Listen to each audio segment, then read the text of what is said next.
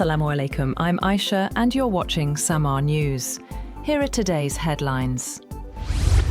Chief of Army Staff Field Marshal Syed Asim Munir has warned that any future military adventurism by India against Pakistan would face extremely dangerous, far-reaching and painful consequences. The remarks were made during a ceremony at GHQ Rawalpindi, marking 1 year since the Marka-e-Haq and Operation Bunyan Mahsus, attended by senior military leadership. Munir described the event as a clash of ideologies, saying Pakistan had emerged successful and crediting national unity and military preparedness. He also said future wars would be multi-domain, involving cyber, drones, AI, and long-range precision systems. He stressed that Pakistan's armed forces would not be intimidated. President Asif Ali Zardari and Prime Minister Shehbaz Sharif, in separate messages marking 1 year of Marka-e-Haq, reaffirmed Pakistan's commitment to national defense, regional stability, and peace. President Zardari praised the military leadership and armed forces, calling their response to aggression balanced and effective. Prime Minister Shehbaz Sharif described the occasion as a day of gratitude, saying Pakistan's armed forces stood like a steel wall in defense of the country. Iran has reportedly sent its response via Pakistan to a U.S. proposal aimed at ending the more than 2-month war. Reports suggest that Iran wants the current phase of negotiations to focus only on stopping hostilities in the region. The latest diplomatic push centers on a temporary understanding to halt fighting and ease tensions in the Strait of Hormuz, while broader disputes, including Iran's nuclear program, remain unresolved. Also, Iranian President Masoud Pezeshkian says negotiations do not mean surrender, reaffirming Tehran's stance on defending Iran's national interests and the rights of its people. Speaking at a meeting on post-war reconstruction, Pezeshkian said the goal of diplomacy was to secure the rights of the Iranian people with authority. President Donald Trump says the United States is closely monitoring the site of Iran's nuclear materials and warned that any attempt to access it could trigger military action. During an interview aired on Sunday, Trump said the location was very well surveilled and claimed U.S. forces would eventually secure the materials. He also claimed that Iran had been heavily weakened during the conflict, but insisted that Washington could still strike more targets if needed.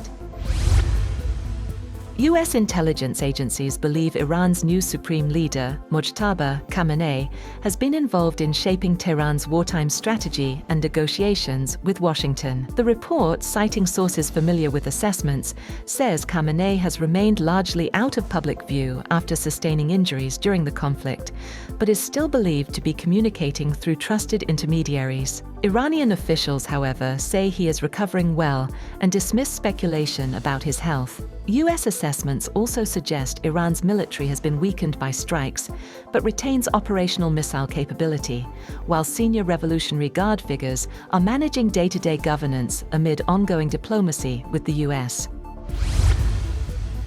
Meanwhile, Iran's armed forces chief has reportedly briefed Supreme Leader Mojtaba Khamenei on military readiness and received what state-linked media described as new guiding measures for ongoing operations. According to Iran's semi-official Fars agency, Khatam al-Anbiya Commander Ali Abdullahi told Khamenei that Iranian forces were fully prepared to confront any action by what he called American Zionist enemies. He warned that any mistake by Iran's adversaries would trigger a swift and decisive response.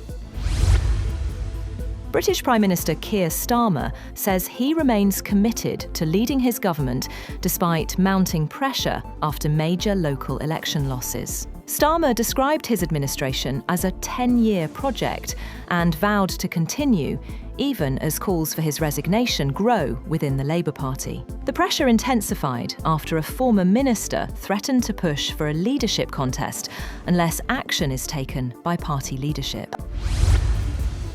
Russian President Vladimir Putin says he believes the war in Ukraine is coming to an end, speaking to reporters in Moscow after scaled-back Victory Day celebrations. He said he would only meet Ukrainian President Volodymyr Zelensky once a final peace agreement is reached, adding that any signing could take place in a third country as a final step. Putin also accused Western countries of fueling the conflict and reiterated that Russia considers its military campaign a just response to NATO expansion and security threats.